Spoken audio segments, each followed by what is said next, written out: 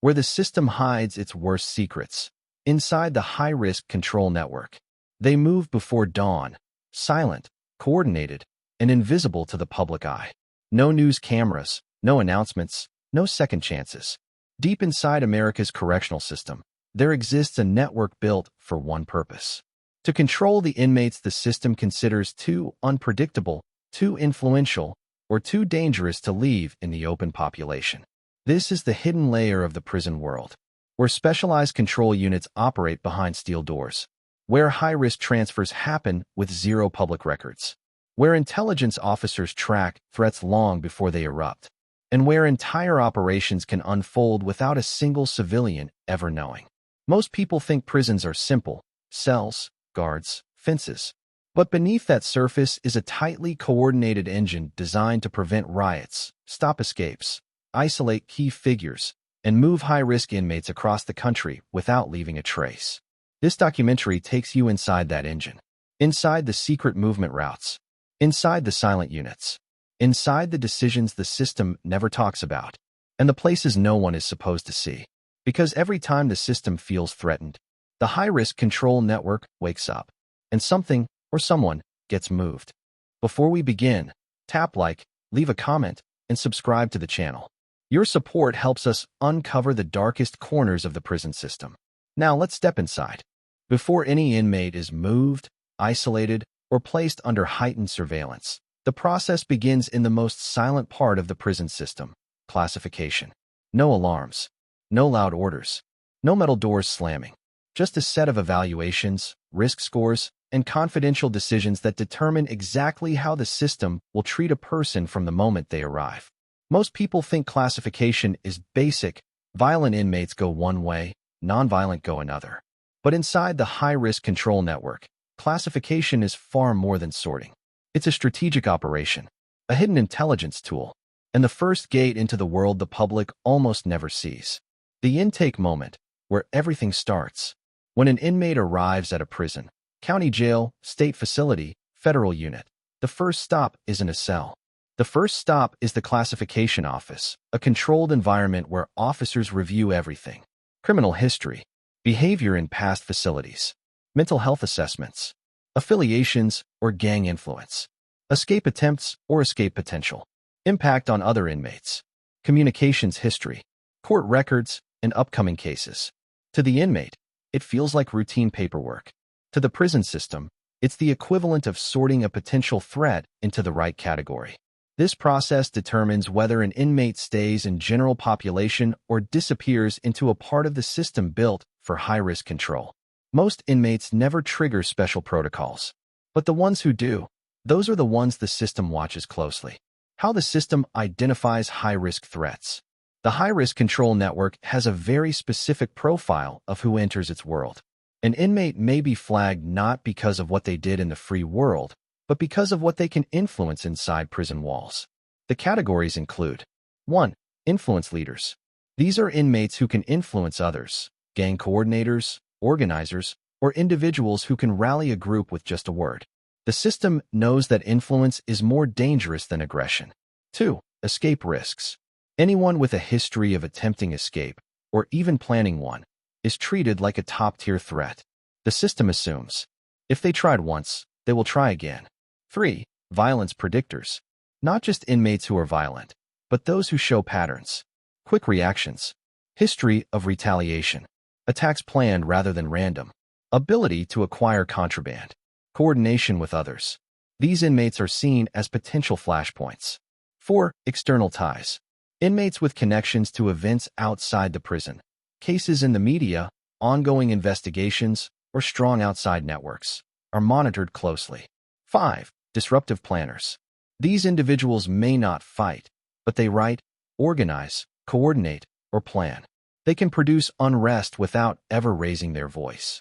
Inside the restricted file room, every inmate who enters the high-risk system has a second file, one the inmate never sees, and one regular officers may never access. Inside this confidential file, every behavior report, every recorded conversation, every intercepted letter, every visitor whose presence raises questions, every note passed between inmates, every gang tag, symbol, or association, every whisper of influence, every medical or mental health risk factor, every emergency protocol assigned to them. This file determines the inmate's movement level. Movement levels control how many officers must escort them, whether shackles are required, whether restraints must be doubled, whether a transport van must modify its route, whether a special unit must be activated, whether isolation is needed before transfer. The public never sees these files. The inmates rarely understand them. But these documents decide everything about how a person lives inside the system, how the trigger system works. The high-risk control network runs on silent triggers. A single action can activate a chain reaction. A coded phone call, a suspicious message in a letter, a shift in inmate alliances, a sudden fight between two groups, a rumor reaching intelligence officers, a new court update, a threat received by staff, a planned protest inside the prison. Once a trigger is filed, the system decides whether the inmate should be isolated, transferred, reclassified, or monitored through a special control unit. The inmate may never know what they did to cause the change. One day they are in general population. The next morning, they are handcuffed, escorted, and removed. No explanation, no warning, just a classification code being updated behind a locked office door. The intelligence units behind the scenes. Many prisons have what officers refer to as the quiet office or the upstairs unit, places where intelligence personnel work. These officers map gang connections, track inmate communications, review recorded calls, decode messages, watch movement patterns, monitor social media for outside threats, coordinate with federal agencies, mark individuals as potential triggers. When they identify a rising threat, they alert classification, and classification begins preparing to move the inmate before the threat becomes real. This coordination is why the high-risk control network works so effectively. By the time something happens, the system has usually predicted it days earlier. How an inmate gets pulled into the high-risk control network. Some inmates enter the network immediately. Their cases or behavior make it automatic, but others are activated later. For example, an inmate gains influence through leadership. A fight reveals hidden alliances. A letter reveals plans. Another inmate reports unusual behavior. Surveillance catches secret movement. Staff sense a growing risk. A coded phone call suggests coordination. An ongoing threat to a witness or court case emerges. Any of these can push the system to reclassify the inmate. The change happens quietly. Paperwork is updated. Officers are briefed. A time is selected, usually before sunrise, and a team prepares to isolate, extract, or move the inmate without alerting others. This quiet transfer is the system's favorite method. No crowd, no resistance, no noise, just a silent removal of a potential threat. Why classification is the network's most powerful weapon. Everything that comes later, isolations, transfers, escorts, lockdowns, movement restrictions, comes from decisions made in this first stage. Classification is the steering wheel of the entire high-risk control network. It doesn't carry weapons. It doesn't wear riot gear. It doesn't break up fights. But it decides who the system watches, who the system moves, who the system isolates, who the system prioritizes, who the system sees as a danger, who becomes invisible to the public. Without a single shout or confrontation, classification quietly creates the list of individuals who will enter the deeper layers of the hidden network. It is the calm before every operation, the silent power behind every extraction, the unseen hand behind every redirection. And it's the reason the system stays one step ahead of threats most people never even know existed. Once an inmate is flagged through classification, the next stage of the high-risk control network begins quietly but powerfully: isolation. Not isolation as punishment, not isolation as discipline, but isolation as system control, a strategic, carefully staged process designed to remove influence, limit communication, and prevent a small problem from becoming a facility-wide threat.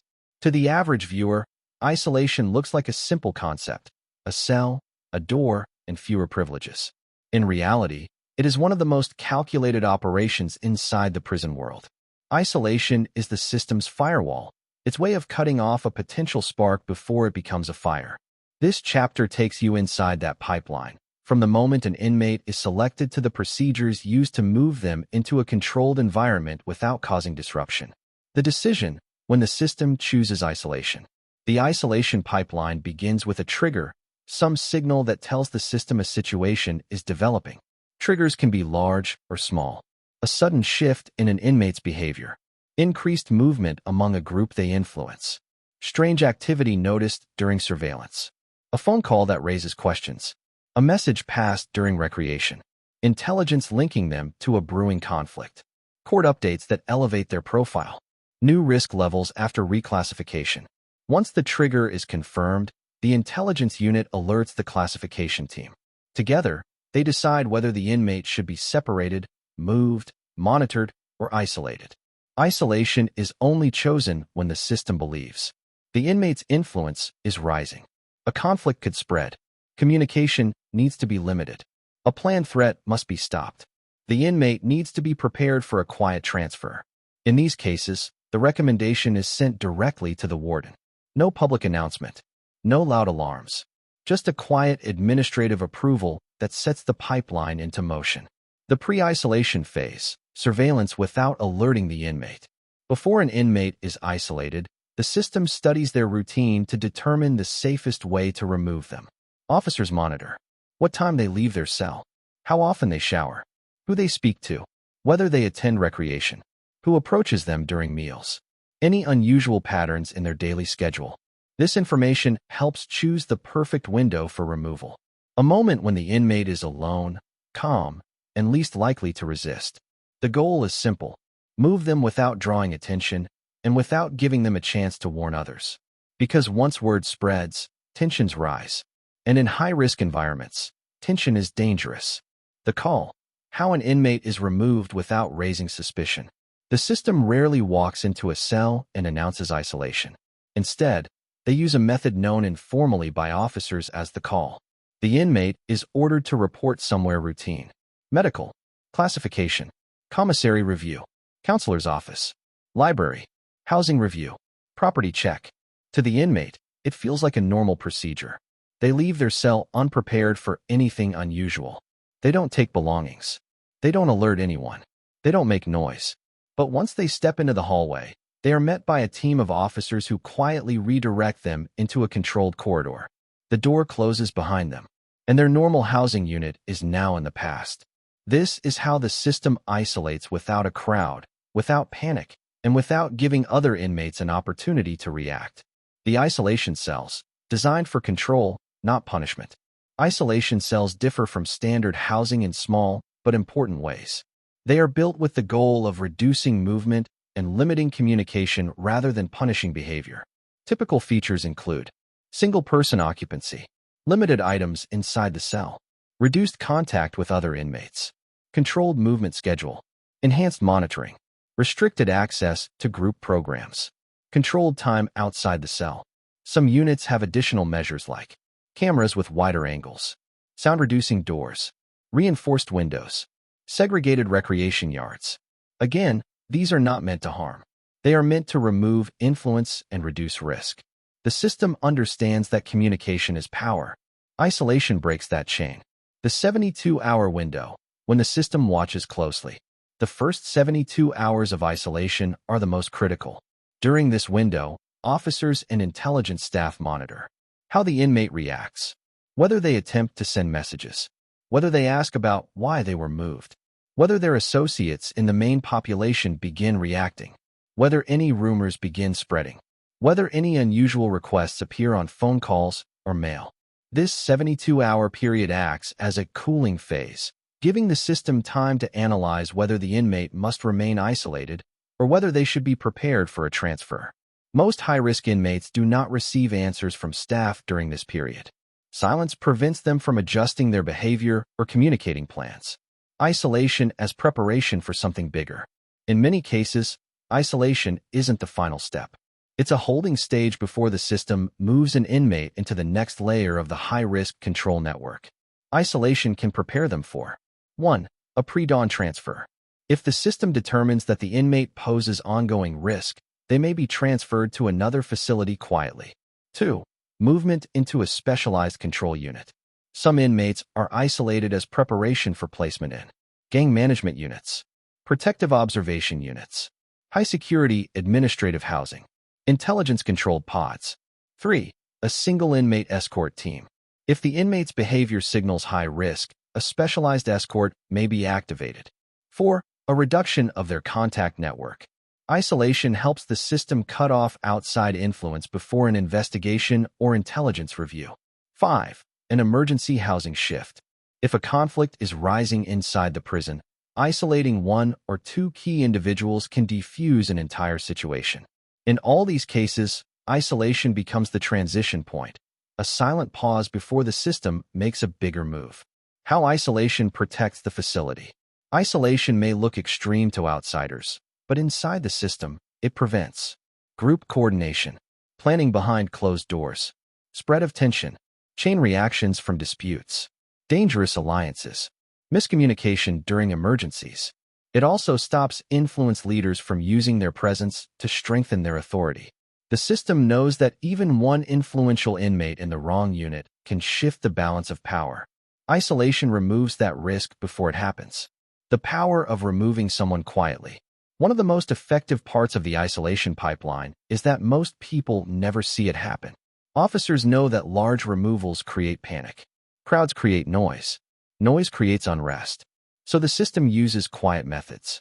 An inmate who disappears quietly causes no rumors, no warnings, no resistance, no tension, no group reaction.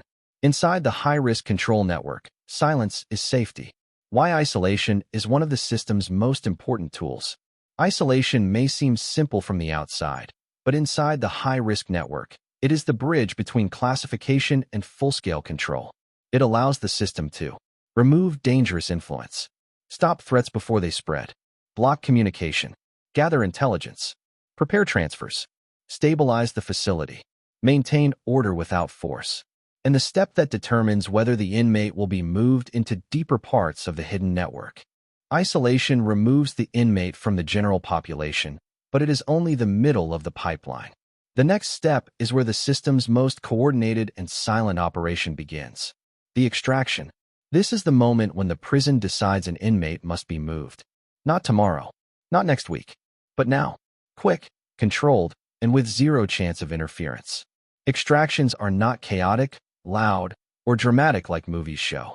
Inside the real high-risk control network, they are surgical, built on planning, timing, and absolute teamwork.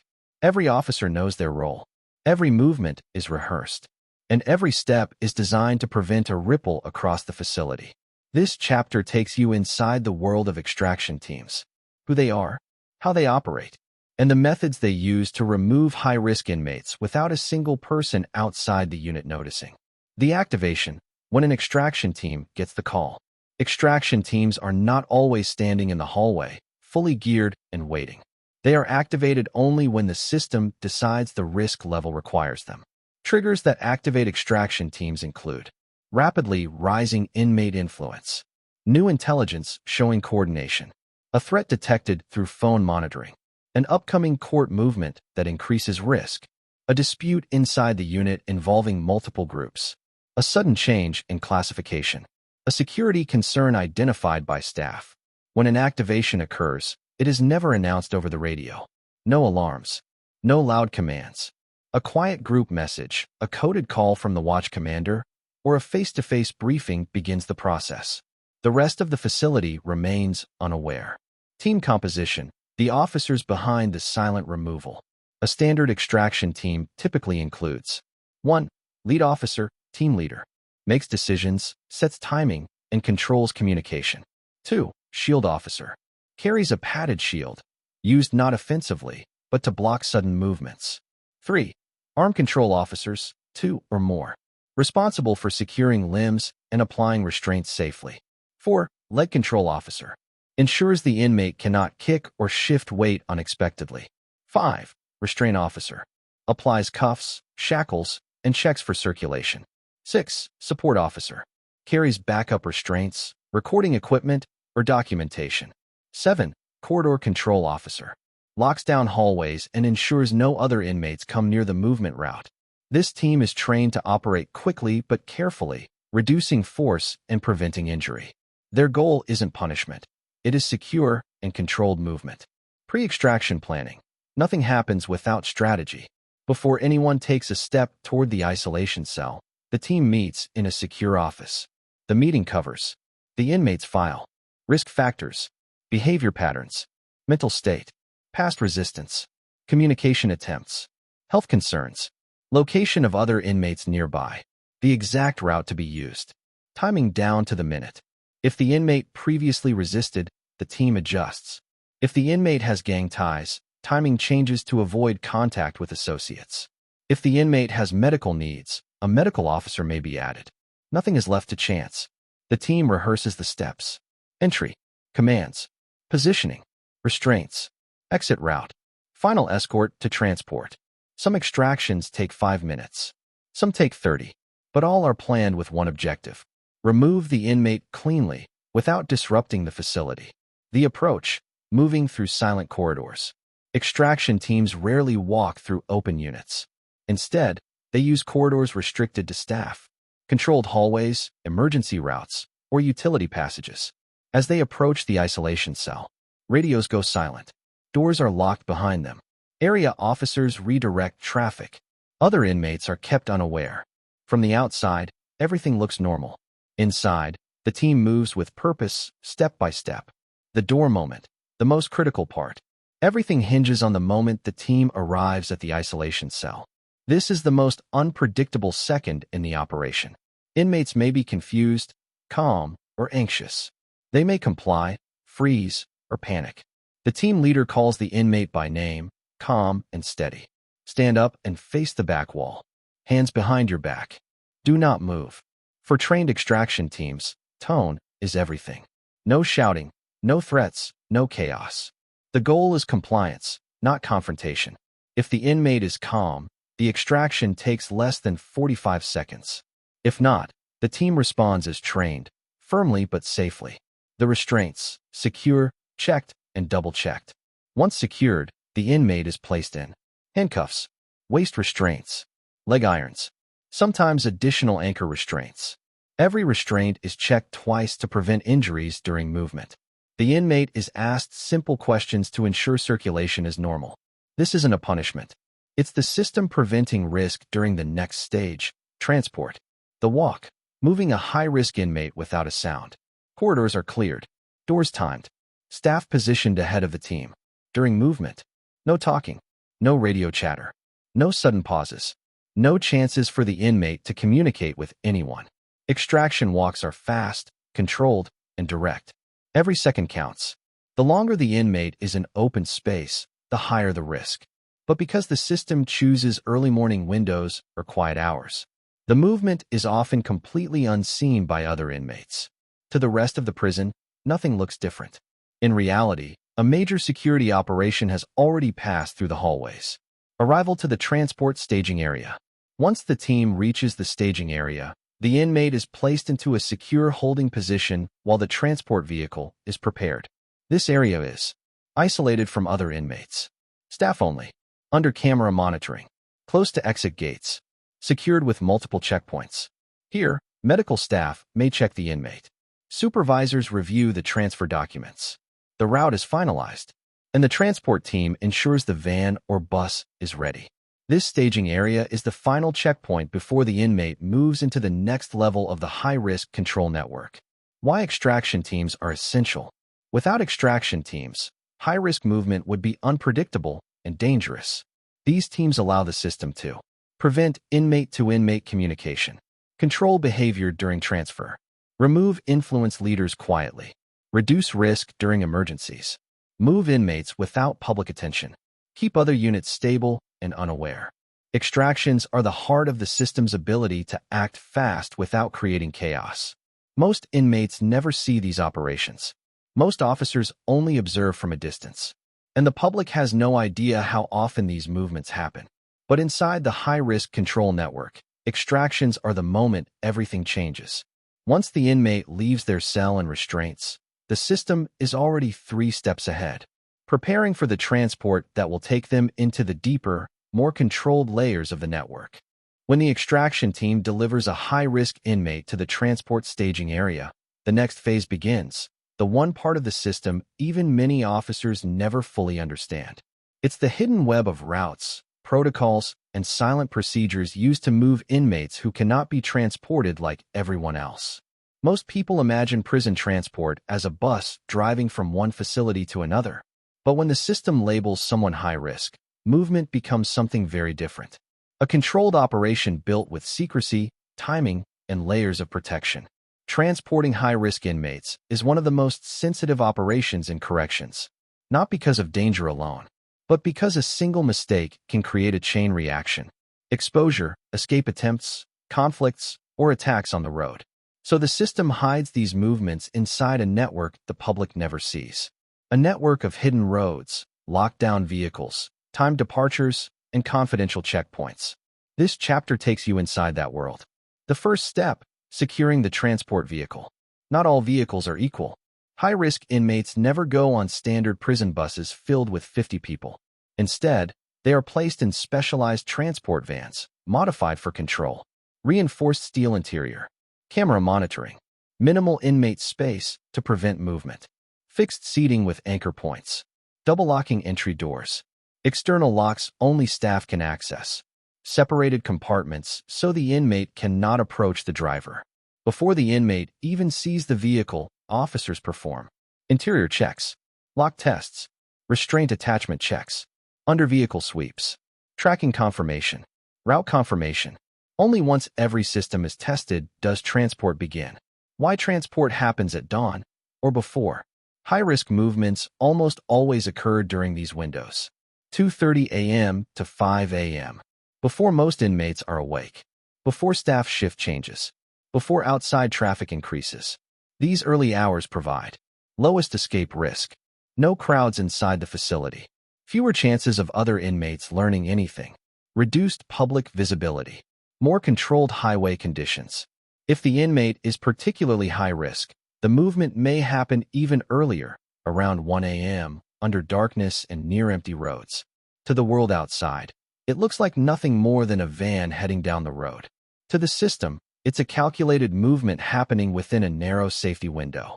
The route, secret, changing, and known by only a few. Standard routes, freeways, city roads, expected paths, are rarely used. Instead, transport teams rely on alternative highways, rural roads, back routes, departure paths hidden from public access, emergency detour points, pre-cleared refuel locations. And here's the part most people don't know. High-risk routes are often changed at the last minute. This prevents ambush attempts, planned escape assistance, tracking, external coordination, inmate knowledge, pattern development. Only the transport commander and a small section of the control center know the true route. Even escort staff may receive directions one segment at a time. If anything seems suspicious, an unknown vehicle behind them too long, unusual traffic, roadwork, or sudden obstructions, the route changes instantly. The escort formation, the hidden convoy. To an uninformed driver, a transport van may look alone. But for high-risk inmates, it rarely is. Often, escort vehicles are staggered. One unmarked unit several cars behind, another several cars ahead. Sometimes a third vehicle monitoring from distance. In rare cases, drone surveillance or highway patrol coordination. This formation prevents outside observers from knowing which vehicle holds the inmate. Convoys may also change formation at different points, converging when entering high-risk zones, spreading out in low-risk areas, rotating positions to confuse observers. Even staff inside the prison may not know which vehicle is the primary one. Secrecy protects the operation. Command center oversight, real-time monitoring. Inside a secure office at the sending facility, or sometimes at a regional command center, officers track every movement. They monitor vehicle location, route progress, traffic conditions, weather, radio updates, communication from escort vehicles, behavioral updates from the inmate. If anything goes wrong, a road closure, a sudden storm, a medical emergency, a suspicious vehicle, a mechanical issue, the command center immediately reroutes the convoy. This oversight ensures the inmate never moves without eyes on them. Inside the vehicle, controlled silence. Once inside the transport van, the inmate experiences a different world. Limited movement. No communication with the driver. Minimal visibility of the outside. No contact with other inmates. No access to tools or objects. Continuous monitoring. The purpose is not punishment. It is control, ensuring nothing unpredictable happens during the journey. Some vehicles include temperature monitoring, breathable air vents, strip-proof seating, reinforced flooring, emergency medical kits, built-in restraints. Every detail is designed to prevent escape attempts, injury, or influence. Checkpoints. Invisible but essential. Along the route, there are quiet, hidden checkpoints, some official, some improvised. These may include locked state facilities, patrol stations, secure parking areas, government buildings, rural sheriff outposts, secondary prison gates, vehicle swap points. At these locations, officers may switch drivers, add another escort car, perform a security check, conduct medical checks, change the route, confirm updated intel. To outsiders, these locations look ordinary. To the system, they are security anchors. Arrival procedures, controlled entry into a new world. Arriving at the receiving facility is another operation on its own.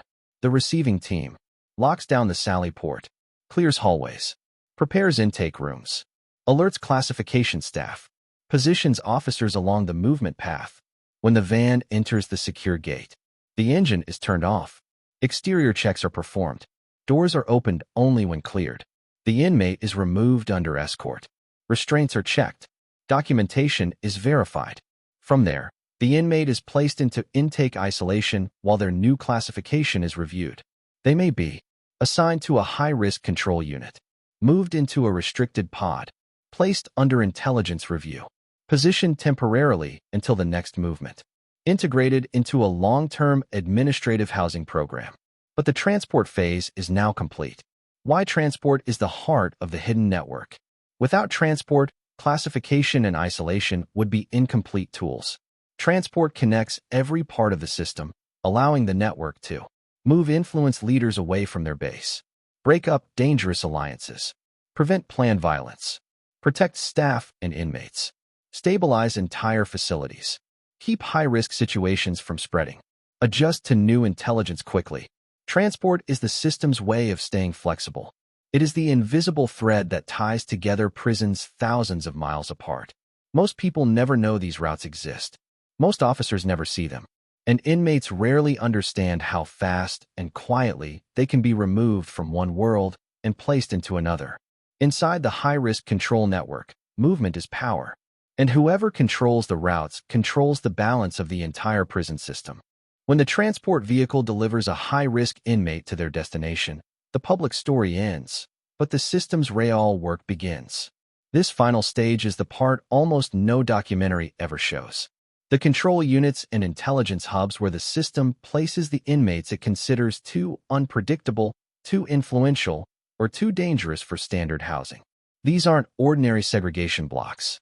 They are the most controlled environments inside the correctional world. Units built to prevent communication, stop influence, and keep the system stable.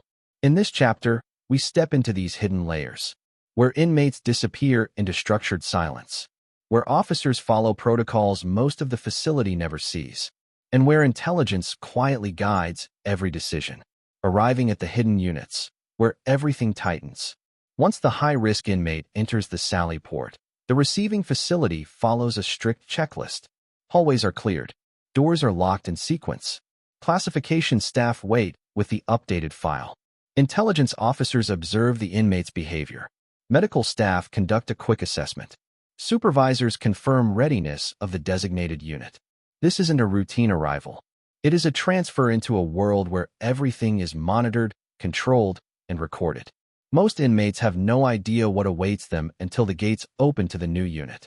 The Administrative Control Unit, ACU. This is where the system houses inmates who require extreme supervision without punishment. The key features include single-man cells, 23-hour housing, controlled recreation, frequent cell checks, highly restricted property, monitored communication, specialized staff assigned only to this unit.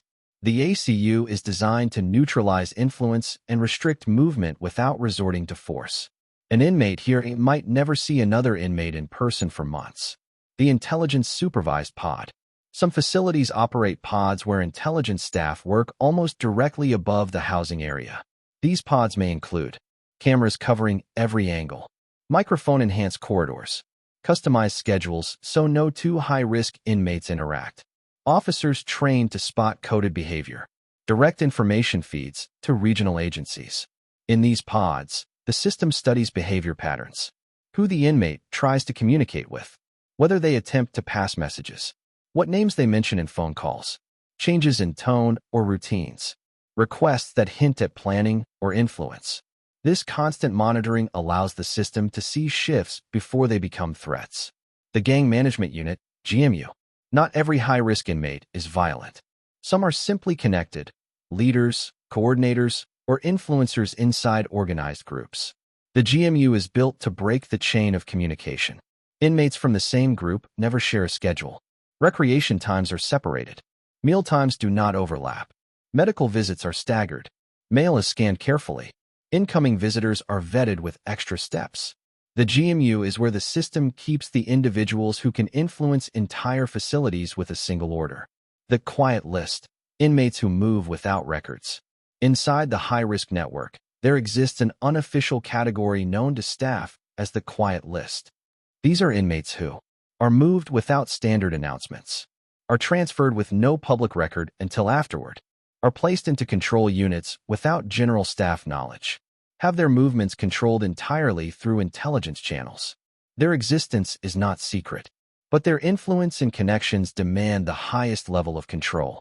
Only a handful of officers in the entire facility know why they are there, how long they will stay, whether they will move again, what intelligence led to each decision. These are the inmates the system watches without interruption. Life inside the high-risk units. Life here is different from any other part of the prison. Movement is a schedule, not a choice. Every action is timed. When they wake up, when they shower, when they eat, when they leave the cell for a brief recreation, when their property is checked, when medical staff visit, when they're reviewed by classification. Nothing is spontaneous. Everything is controlled. Communication is monitored. Phone calls are limited, short, and recorded. Mail is reviewed before delivery. Visits occur behind barriers. Conversations with staff follow strict guidelines. The system is not trying to punish them. It is keeping communication from spreading influence.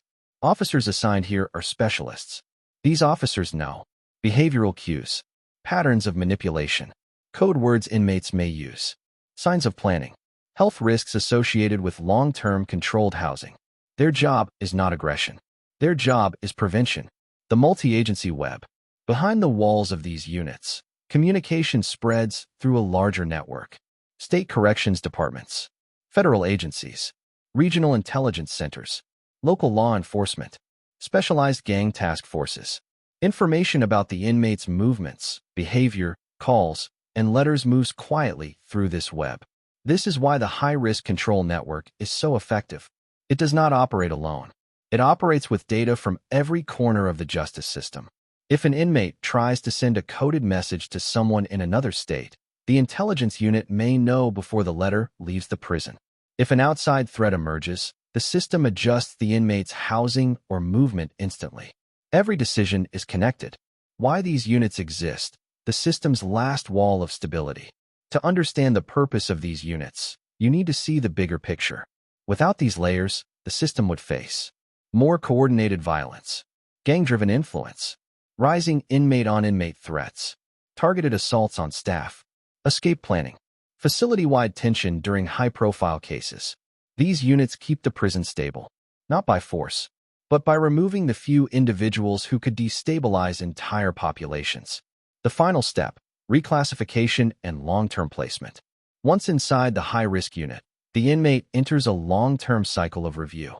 Monthly behavioral evaluations, intelligence updates, communication checks, risk level assessments, ongoing classification reviews, mental and medical status monitoring. If the inmate's risk decreases, they may gradually move into less restrictive housing. If their risk remains high, they may stay for years. And if their influence grows again, the The system may move them once more, quietly, before dawn, through the same hidden transport routes.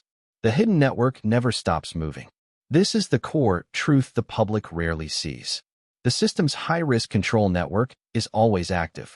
Every decision, every movement, every isolation, and every transport is designed to prevent chaos, stop influence, break dangerous connections, protect staff and inmates, keep facilities stable, respond to intelligence, control the invisible threats inside prisons.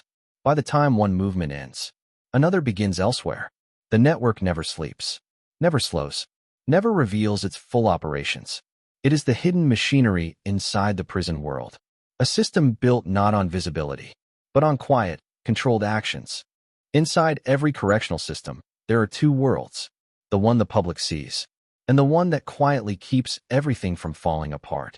Across America, officers, intelligence units, and control teams work behind locked doors, sealed hallways, and hidden routes to prevent chaos long before it begins. They watch the patterns others miss. They move inmates others never notice. And they make decisions that shape entire facilities without a single sound reaching the outside world. This high-risk control network isn't designed to draw attention.